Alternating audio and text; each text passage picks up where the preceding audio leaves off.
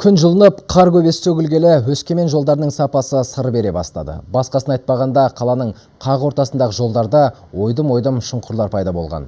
Қалалық тұрғын үй коммуналдық және автокөлік жолдары бөлімінің мәліметі бойынша 20-дан астам көшенің жолы әбден тозған. Биыл соның жартысына орта және ағымдағы жөндеу жасалады. Бұл мақсатқа облыстық және қалалық бюджеттен 560 миллион теңге бөлінген. Күнде қалада жүреміз, жолдар өте жаман. Машинаның ходовкасын жөндеу керек. Налог я плачу. Мен өзім көлігіме жыл сайын 15 мың теңге салық төлеймін. Енді соған сәйкес жол жақсы болса дейсің, бірақ жол өте сапасыз, шұқыр тесік.